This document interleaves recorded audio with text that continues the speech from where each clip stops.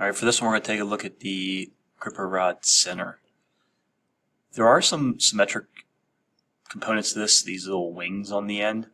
This is one thing that could be mirrored in a sketch or as a feature. This center section width is 32 millimeters. This horizontal cylinder is 38, so 38 minus 32 is 6, so it extends out 3. People think this looks like a duck, the bill in the back here. 14-degree angle, 13 down. We do know the distance from the center to the back edge is 51. You have 2 countersunk holes here that are identical, and you have a countersunk hole here in the top. This one's actually pretty hard to get because it happens right at the vertice or the tangency where that horizontal section hits. So one way around this, or to make this happen, is to sketch a point. That point is then the reference when you go to make your countersunk hole. The spot face, you can either draw a circle, cut the hole, and then cut the countersink or the spot face at 2 millimeters deep, or use your hole tool. Fillets at a radius of 2. So I'm just going to start piecing this one together. Oh, another fillet. You have these structural fillets in here. They're a radius of 6. One here and one here. And then put your casting fillets on at the end. Always put your casting fillets on last. Material machine surface. Let's see if we can fit this in the time allotted in one video. So this is what we want to end up here in the end. This countersunk hole is hard to get. We're going to sketch a point so we can reference that location. This part is in millimeters.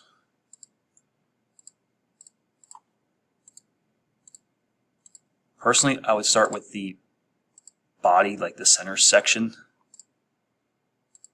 Inside diameter, outside diameter. I have a component that comes straight down, across, up, over, at an angle, and then this will be tangent, or snap it to the quadrant point. These are 2 that you could sketch the fillet.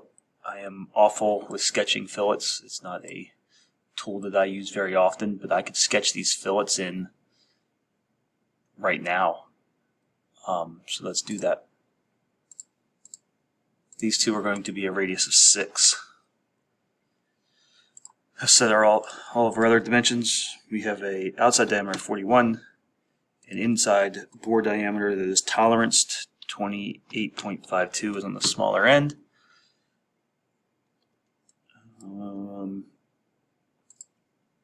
Distance from the center to the bottom is 44. Remember, you can put simple mathematical equations into the spin box, because that will be probably necessary to get the overall length. So when I do that, I need 12 plus 26 plus 26. Sorry, not for this one. That's the wrong one. This one's given 121. Height out here on the end is 48. Distance across the top is 41. I'll move that sketch back out. 30-degree angle. I need the inverse. I can reference. I can reference here to here. Either 30 degrees. And that center section height is, I'm looking for it.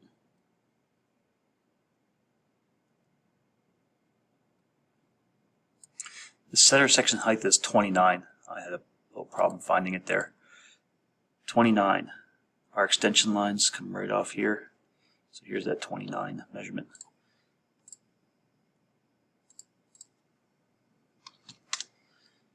And only extrude this section 32 millimeters. This is a good option to extrude in both directions symmetrically. Yes, you can add a midplane very easily. This might save you some time in the long run instead of coming back and adding planes later. So the fact that I have a plane that I can reference, I can extend this cylinder, I can create this section that juts out the end. I would not do both at the same time because they are different overall widths. By projecting in both directions symmetrically, I don't have to add a midplane. I am already adding the plane. So I use the smaller end of the tolerance. So make sure that you reference that so you don't have two different bore diameters. And I'm going to create this symmetrically in two directions as well. At an overall width of 38. And not cut it off. Let's join that together. Reference that same plane, and we are going to create the component here on the back that juts out. This is tangent. So make sure that you not only set this to be, no, it is not tangent. It is 14 degrees. Coincident mate, constraint. So distance across the distance from the center back is 51. 14, 20, 13. This is a 14-degree angle.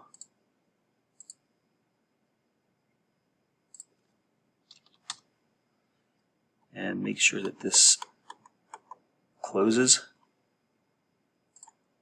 so you have a contour that you can extrude.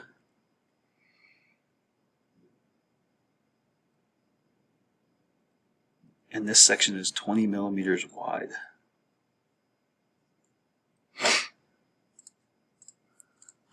Again, since I went off the midplane, symmetric, full distance, 20.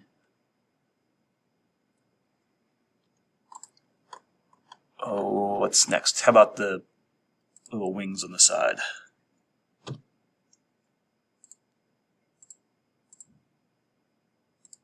There is a hole here,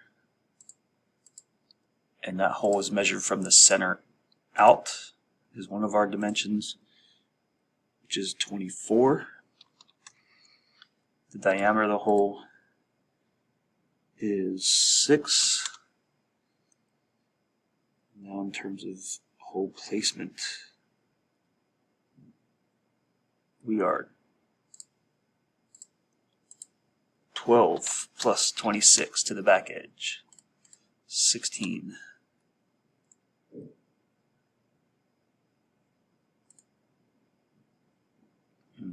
Somehow the video stopped there. Let's go back.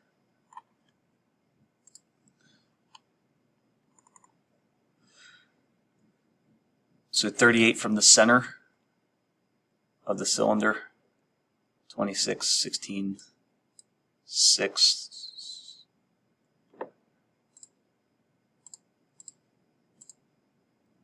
You got, and then mirror this.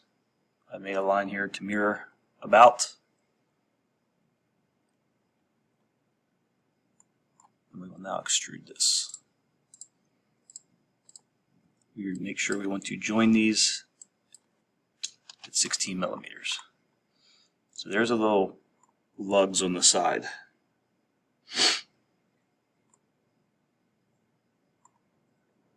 Something's not right.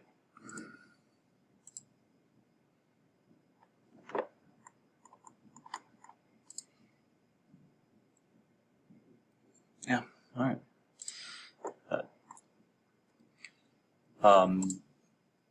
The counterbore,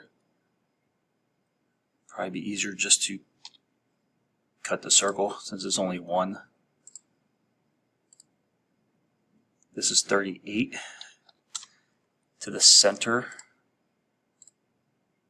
Whether you make the counter bore first or the drilled hole, it would not matter.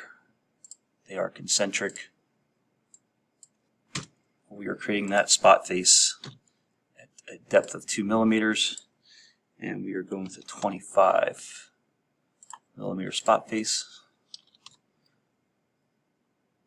It does get cut. Since I have already added the fillets, I need to extrude up and down.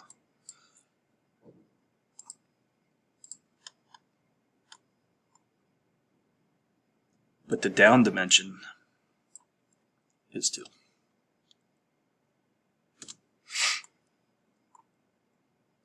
Okay. Start cutting out this front section.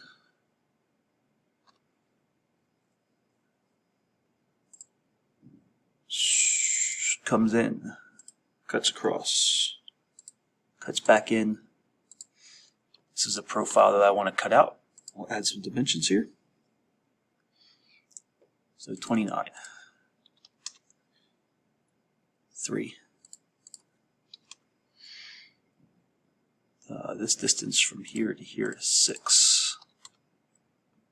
And the distance in from the edge is 13. All black lines means they're all constrained dimensionally. This is the cut.